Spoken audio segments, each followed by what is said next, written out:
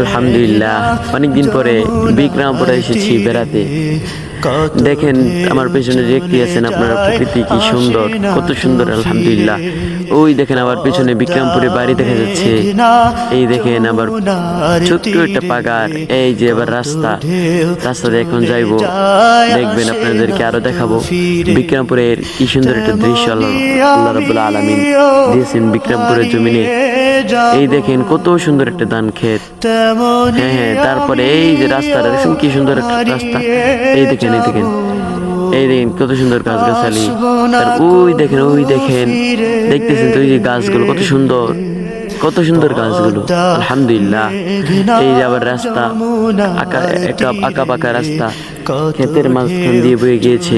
আলহামদুলিল্লাহ, তো এই দেখতেই পাচ্ছেন কত সুন্দর একটা রাস্তা। আলহামদুলিল্লাহ, ওই যে দেখেন বিক্রমপুরে এটা পুরাতন একটা বাড়ি, এই একটা ছোট একটা গাড়ি, এই যে রাস্তা।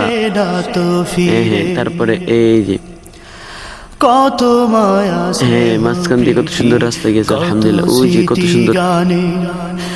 এই যে দেখেন দুইটা ফুটফুটে কুকুরের ছানা, দুইটা ফুটফুটে কুকুর। ওই দেখেন বিক্রমপুরে বাড়ি দেখা যাচ্ছে। এই দেখেন একটা অটো আবার রাস্তা দিয়ে, আঁকা বাঁকা রাস্তা দিয়ে ট্যাও ট্যাও করে যাচ্ছে। এই দেখেন কুকুর আবার পিছিয়ে দৌড়াচ্ছে। এই যে কুকুর দৌড়াচ্ছে পিছনে। এই দেখেন আবার কত সুন্দর পরিবেশ, মনোরম পরিবেশ, কত সুন্দর ঠান্ডা বাতাস। আলহামদুলিল্লাহ, ওই যে দেখেন কুকুর হাঁটতেছে। এই দেখেন আবার ওই যে একটু বাড়ি দেখা যাচ্ছে, ওই যে গাড়িটা আঁকা বাঁকা রাস্তা দিয়ে যাচ্ছে, খুব সুন্দর দেখা যাচ্ছে। আলহামদুলিল্লাহ, চিনবে তো কোনদিন। এই দেখেন কুকুর দুটি কি করছে। এখন আপনাদেরকে আমি এই যে বাড়ি দেখাচ্ছি বিক্রমপুরে। এটা হলো আর কি বিক্রমপুরে এই বাড়ির বেশি প্রচলন। আপনার বিল্ডিং এত হয় না, কিন্তু এইসব বাড়ি খুব সুন্দর হয়।